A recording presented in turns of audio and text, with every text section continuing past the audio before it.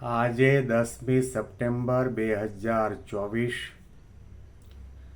મંગળવારના દિવસે આજના ચિંતનમાં તમામ સંતો હરિભક્તોને મારા સાષ્ટાંગ પ્રણામ. જય સ્વામિનારાયણ. આજનું ચિંતન નંદ સંતોના કીર્તનો, મર્મ અને રહસ્ય. હરિ વિના હિતકારી બીજું કોઈ તારું નથી. પ્રભુ ભજ્યાનું વેદ પુરાણે કહ્યું છે કથી. અક્કલહીણા આળસી બેઠો પામર તું પથી. હરિ વિના હિતકારી બીજું કોઈ તારું નથી. સંતોના કોઈ પણ પ્રકારના પ્રવચનો, ઉપદેશ વચનો, પદો, કીર્તનો સાંભળીએ તેઓ મૃદુ ભાષામાં કહેતા હોય, કટુ ભાષામાં કહેતા હોય, એમાં કદાચ આપણને એવું પણ લાગે કે આપણા સ્વભાવ ઉપર, આપણા દોષો ઉપર ઘા કરે.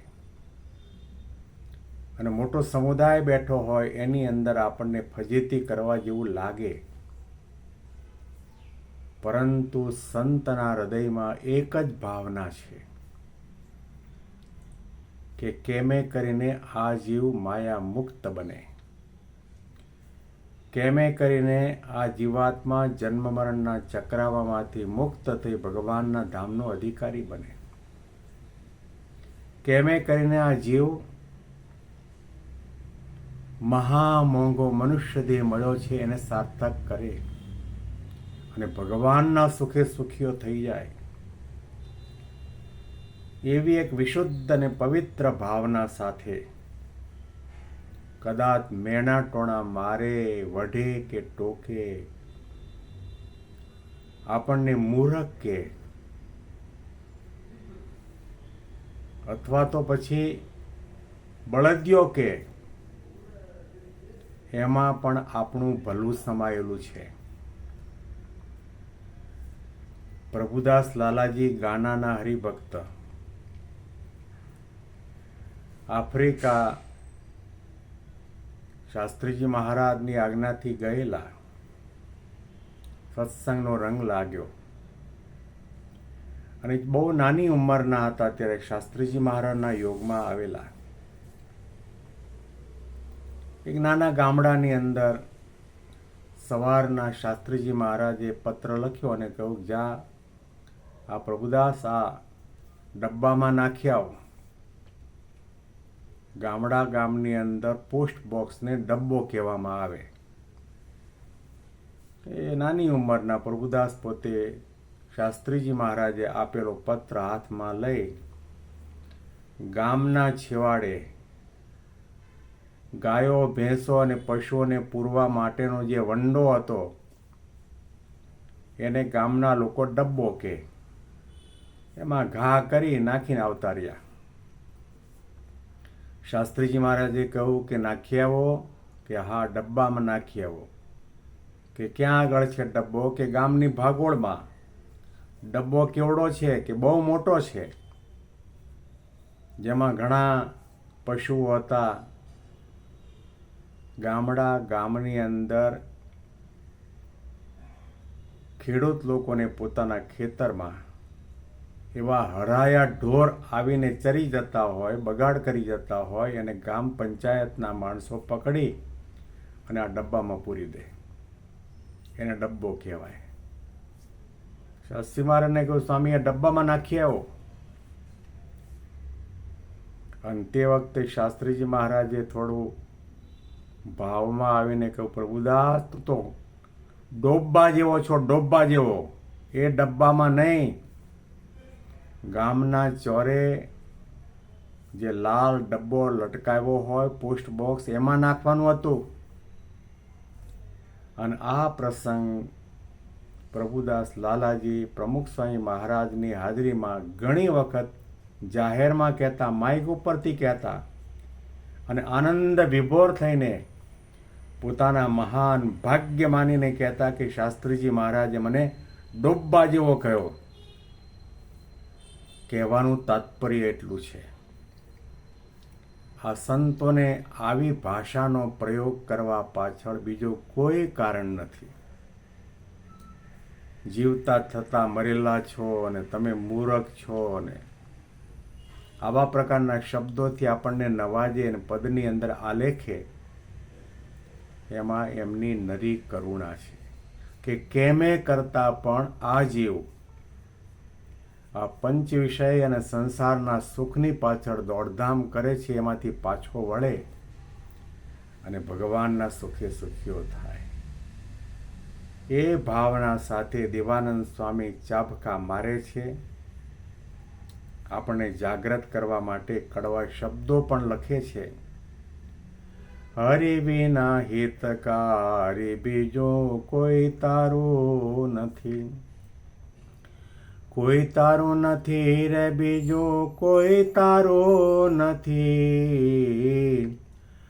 હરિ વિના હિતકારી બીજો કોઈ તારો નથી. પ્રભુ ભજાનો વેદ પુરાણે કયો છે કથી. પ્રભુ ભજાનો વેદ પુરાણે કયો છે કથી. અકલહીણા આળસી બેઠો પામર તું પથી. હરિ વિના હિતકારી બીજો કોઈ તારું નથી. હા, હું એકલો જ તમને બધાને કહું છું ભગવાન ભજો ભગવાન ભજો, એવું નથી. પ્રભુ ભજાનું વેદ પુરાણે કહ્યું છે કથી.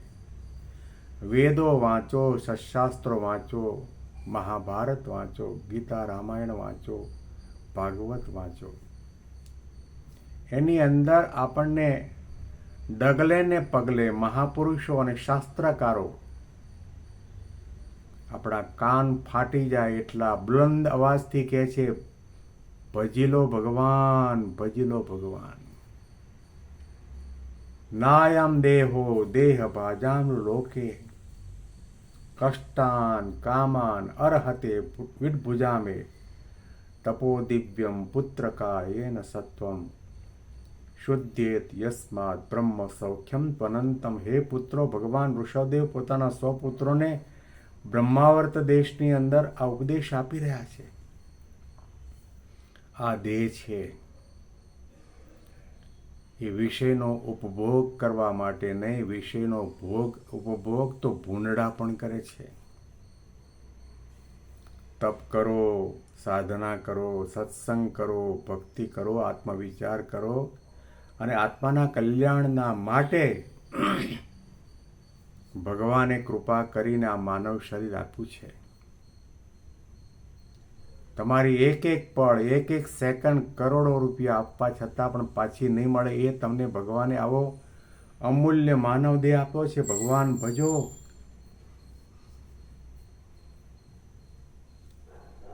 ગુરુ હરિમહંત સ્વામી મહારાજે પણ સત્સંગ દિશા ગ્રંથની શરૂઆતમાં આ જ શબ્દો વાપર્યા છે. દેહો અયમ સાધનમ મુક્તે ન ભોગ માત્ર સાધનમ. આ શરીર છે એ ભોગ ભોગવવાનું સાધન નથી, મુક્તિનું સાધન છે. મુક્તિ મેળવવા માટે માનવ મનખો આપણને મળ્યો છે. વેદોમાં, શાસ્ત્રોમાં દરેક જગ્યાએ લખ્યું છે કે ભગવાન ભજી લો, ભગવાન ભજી લો. અક્કલહીણા આળસી બેઠો પામર તું પથી. તું પામર જેવ છો. અક્કલહીણો એટલે મૂર્ખ છો. પહેલા પદની અંદર જે રીતે મૂર્ખ શબ્દનો પ્રયોગ કર્યો તો એવી રીતે જેનો અર્થ મૂર્ખ થાય એવા અક્કલહીણા શબ્દનો પ્રયોગ દેવાનંદ સ્વામી કરે છે. અક્કલહીણા આળસી બેઠો પામર તું પથી. તું પામર છો, અજ્ઞાની છો, આળસુ છો. વેપાર, નોકરી, ધંધા, વ્યવસાયમાં લેશ માત્ર ક્યાંય આળસ નથી આવતી. ભગવાનની 5 માળા કરવામાં, ભજન કરવામાં, ધ્યાન કરવામાં, માનસી કરવામાં, ભક્તિ સેવા અને સત્સંગ કરવામાં અક્કલહીણા મનુષ્યને આળસ આવે છે. આના અનુસંધાનમાં વિશેષ ચિંતન આપણે આવતીકાલે સાંભળીશું. બેંગ્લોરથી પીડી શાસ્ત્રીના જય સ્વામિનારાયણ.